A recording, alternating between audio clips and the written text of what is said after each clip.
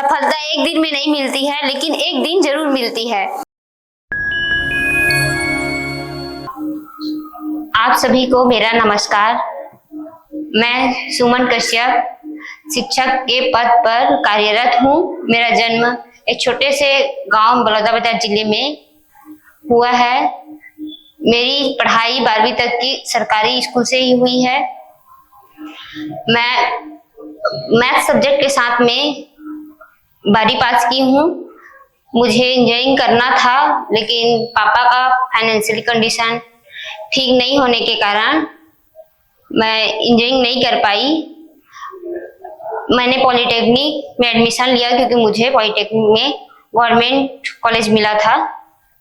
फिर 3 साल पॉलिटेक्निक करने के बाद मुझे इंजीनियर बनना था, तो इसके लिए मैं कोचिंग करना चाहती थी।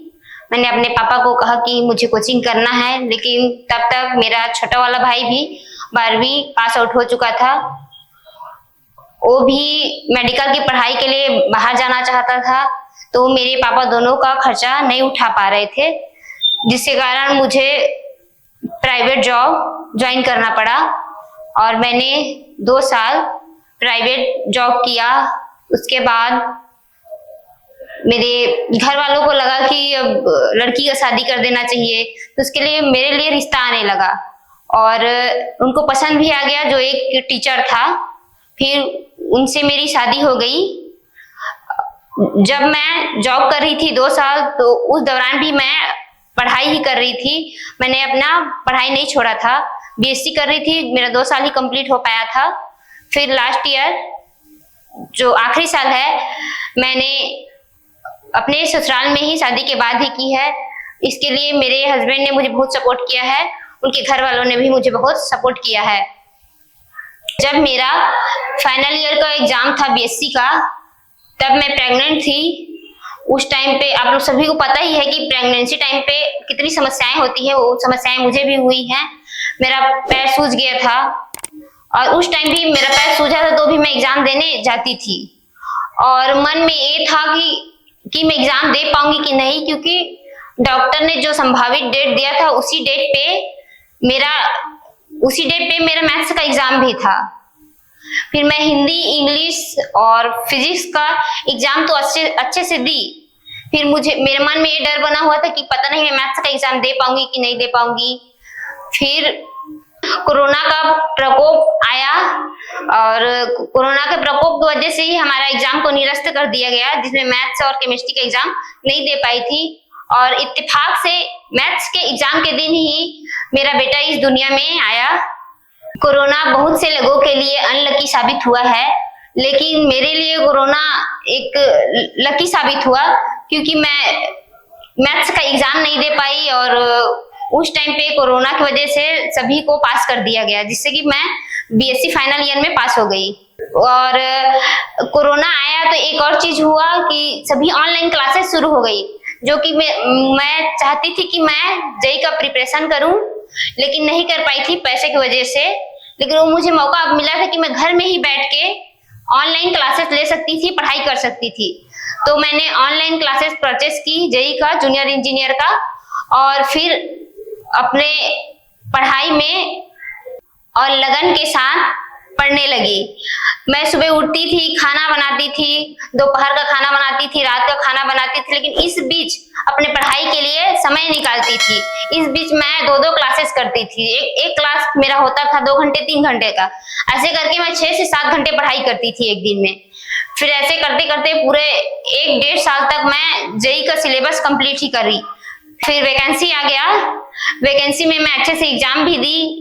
फिर उतना अच्छा नहीं गया मेरा एग्जाम, लेकिन ऐसा लग रहा था कि निकल जाएगा, मैं इंजीनियर बन जाऊंगी, ऐसे मुझे लग रहा था।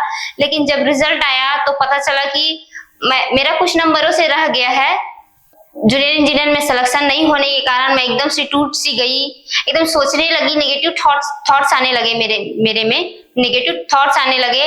मैं सोचने लगी कि मेरा सर्विस अब नहीं लगेगा, अब मुझे पढ़ना ही नहीं चाहिए, मेरा पढ़ाई बेकार हो गया, ये सब मेरे दिमाग में आने लगे। और लोग भी बोलने लगे कि अब तेरे से नहीं हो पाएगा, अब पढ़ाई बंद कर, अपने परिवार पे ध्यान दे, ऐसा बोलने लगे।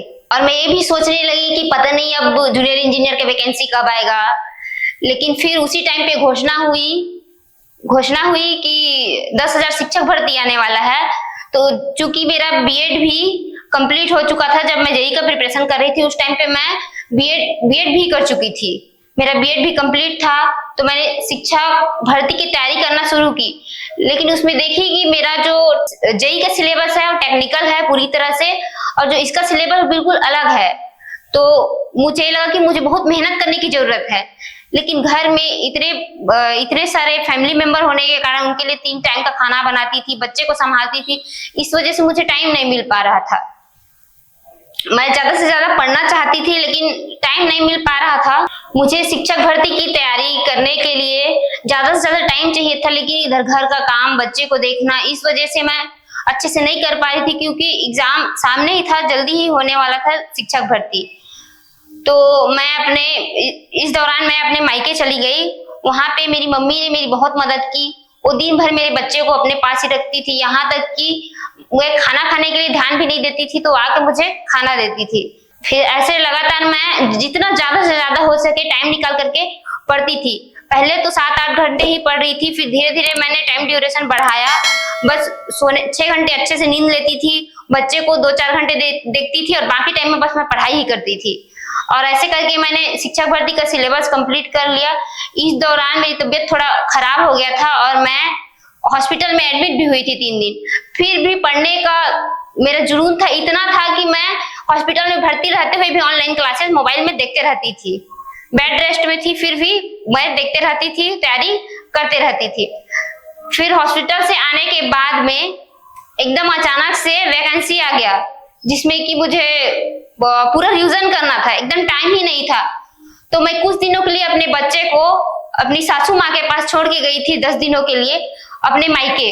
वहां पे मैंने रह करके अपने बच्चे को छोड़ करके रह करके मैंने पढ़ाई। जिस दिन मेरा सीजीटेट का एग्जाम था उस रात को मेरे बच्चे को फीवर था, और मैं एक माँ होने के नाते सोच रही थी कि एग्जाम देने जाऊं कि नहीं जाऊं। फिर मेरी मम्मी ने मुझे कहा कि तुझे एग्जाम देने जाना चाहिए, मैं देख लूंगी बच्चे को। मेरे बच्चे को बुखार था, उसको भी छोड़ करके मैं अपना एग्जाम देने गई थी सीजीटेट का, और मेरा सीजीटेट निकल भी गया। टीचर का वैकेंसी आ गया और मेरे पास रिवीजन करने के लिए बस 1 महीने था, तो मैंने उसमें अपना पूरा जी जान लगा दिया और अच्छे से पढ़ाई की।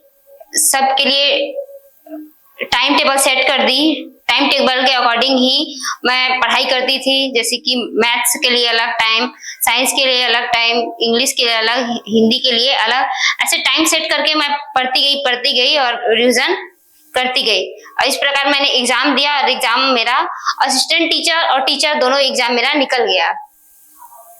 उसके बाद में मैंने सबसे पहले असिस्टेंट टीचर को ज्वाइन किया। 4 महीने उसमें जॉब करने के बाद में टीचर ज्वाइन किया, और अभी मैं फिलहाल टीचर के पद पर कार्यरत हूँ। सफलता एक दिन में नहीं मिलती है, लेकिन एक दिन जरूर मिलती है।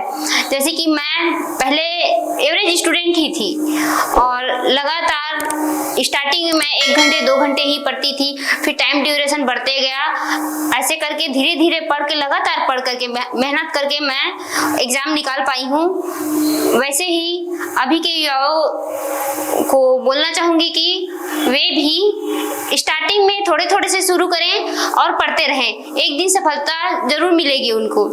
विशेष धन्यवाद करना चाहूंगी निखार टॉक और उसके पूरी टीम को कि मुझे यहाँ पे आमंत्रित किए, मंच प्रदान किए, जिससे कि मैं अपनी जो संघर्ष स्टोरी है आप लोगों तक पहुँचा पाई हूँ।